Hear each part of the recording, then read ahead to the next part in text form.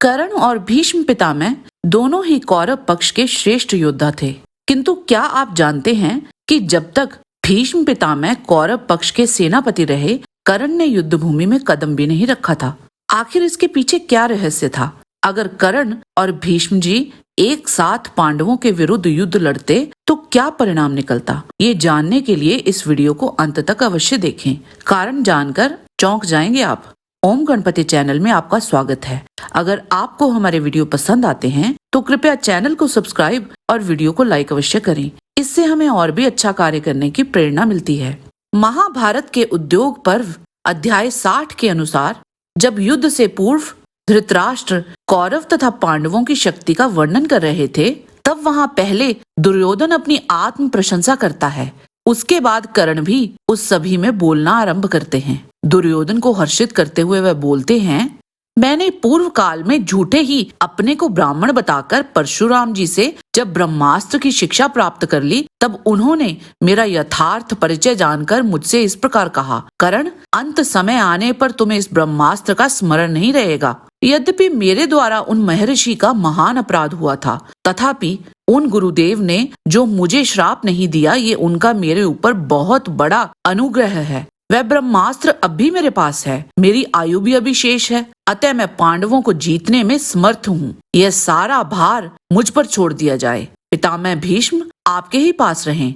आचार्य द्रोण तथा समस्त मुख्य भूपाल भी आपके ही समीप रहें। मैं अपनी प्रधान सेना के साथ जाकर अकेले ही सब कुंती कुमारों को मार डालूंगा। इसका सारा भार मुझ पर रहा। कर्ण को ऐसी बातें करते देख भीष्म जी ने उससे कहा, कर्ण, क्यों अपनी वीरता की डींगे हाँकता है? जान पड़ता है काल ने तेरी बुद्धि को ग्रस लिया है। क्या तू नहीं जानता कि युद्ध में तुझ प्रधान वीर के मारे जाने पर सारे धृतराष्ट्र पुत्र ही मृत्युप्राय हो जाएंगे? श्री कृष्ण सहित अर्जुन ने खांडव वन का दाह करते समय जो पराक्रम किया था, उसे सुनकर ही बांधवों सहित तुझे अपने मन पर काबू रखना उचित था। देवेश्वर इंद्र ने जो तुझे शक्ति प्रदान की है, वह भगवान केशव के चलाए हुए चक्र से आहत हो समर भूमि में छिन्न भिन्न एवं दग्ध हो जाएगी। इसे तू अपनी आंखों से देख लेगा। तेरे पास जो सर्प मुख बाण प्रकाशित होता है, वह पांडुपुत्र अर्जुन के बाण समूहों से छिन्न भिन्न होकर तेरे साथ ही नष्ट हो जाएगा।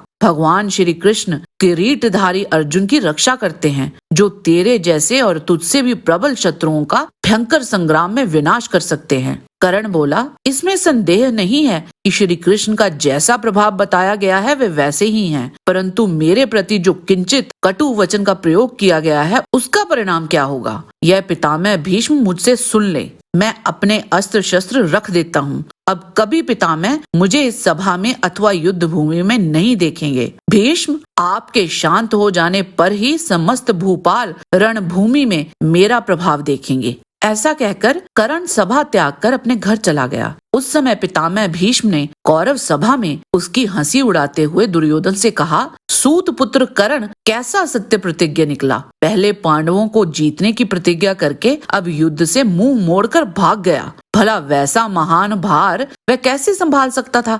जिस समय परशुराम जी के समीप कर्ण ने अपने को ब्राह्मण बताकर ब्रह्मास्त्र की शिक्षा ली थी, उसी समय उस नराधम कर्ण के धर्म और तप का नाश हो गया था।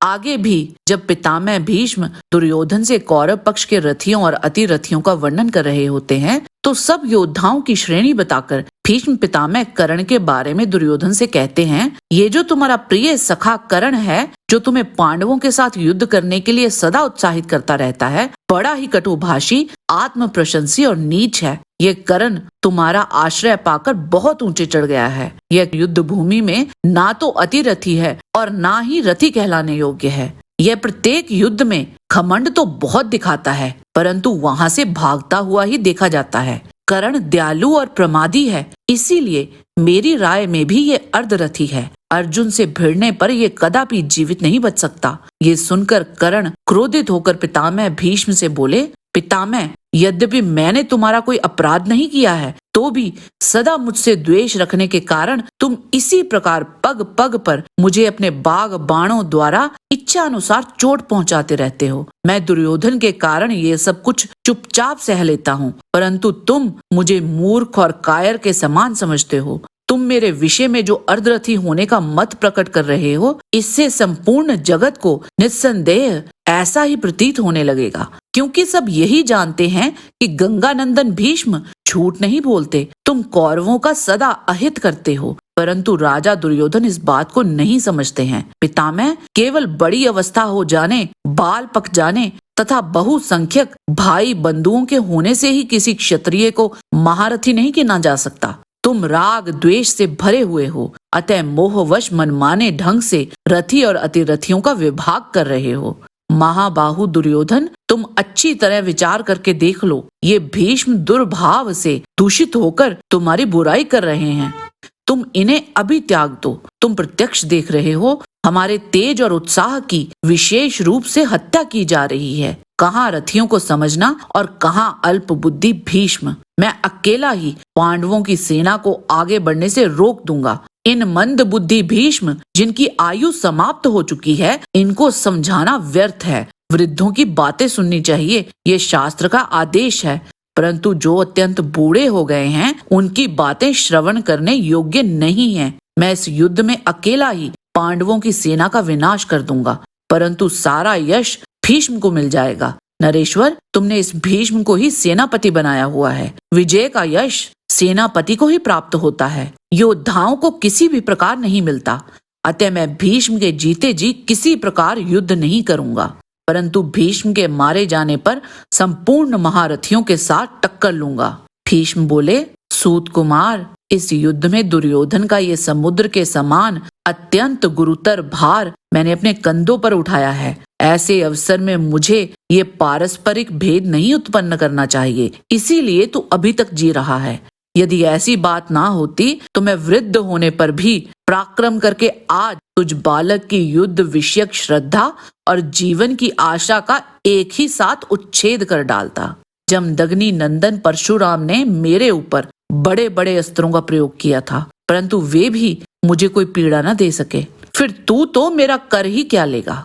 दुर्मते, तू जिसके साथ सदा स्पर्धा रखता है, उस अर्जुन के साथ समर भूमि में युद्ध कर। मैं देखूंगा कि तू इस संग्राम से किस प्रकार बच पाता है। उस समय दुर्योधन ने बीच बचाव करते हुए भीष्म जी से कहा, गंगानंदन, आप एकाग्रचित होकर मेरे परम कल्याण की बात सोचिए। आप और कर्ण दोनों ही मेरा महान कार्य सिद्ध करेंगे। कर्ण और भीष्म पितामह के इसी कटु संवाद के कारण ही कर्ण ने भीष्म पितामह के नेतृत्व में युद्ध लड़ने से मना कर दिया था।